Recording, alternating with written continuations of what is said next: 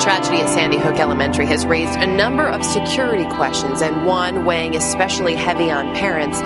Just how safe are our schools? Kenneth Trump is president of National School Safety and Security Services. James Allen Fox is a criminologist at Northeastern University and a contributor for NBC News. Good morning to both of you. Good to have you both here. Ken, I want to start with you. We talked so much about the security measures that were in place. We know there was a new system where people had to be buzzed in. The superintendent yesterday on Today told Matt she didn't really think anything else could have been done. Everything was done right. When you look at the situation, is that your assessment? The security system is very standard for an elementary school, and one of the strongest things that we have in our schools is not the equipment but the people, the relationships that are built with kids in the community, practicing drills, lockdowns, evacuations, which we saw successful, even in minimizing additional losses on lockdowns, working with your community partners, police, fire, emergency medical services.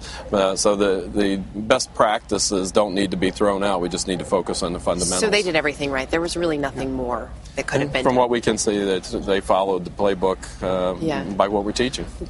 Plus, the thing about mass murderers, they're very determined and deliberate, and they will basically get past anything we put in their way. Okay. Certain degree of security makes sense, but let's not turn our schools into fortresses. And for cases like this, unfortunately, not much can prevent it. From what we know so far of the shooter, and we're still learning, obviously, is there anything that sticks out to you as a criminologist in your mind?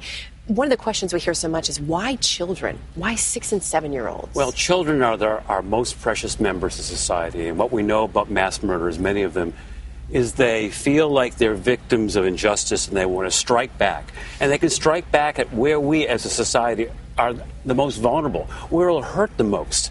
So children at a school, we have congregating lots of young kids.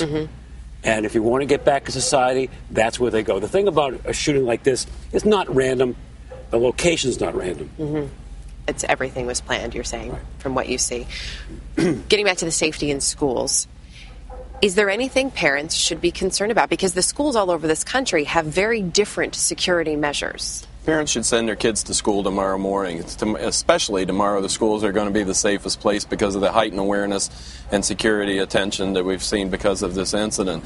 The challenge is 6 months from now or 6 years down the road, are we still having those conversations on prevention, preparedness, and security measures? And oftentimes we don't. We forget. We have a very short memory, and we need to have those conversations on an ongoing basis. A couple of the other discussions that are coming up now are things about gun control and also mental health services. Do you see this changing anything? I'm not sure this will change these things. The thing about gun control is we talk about background checks. Mass murderers like this don't have criminal records. They will not show up in a check for psychiatric history. They don't. They can get guns legally.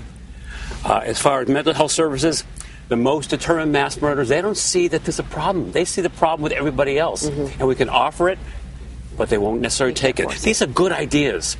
They can enhance the well-being of millions of Americans, but will it prevent the next mass murder?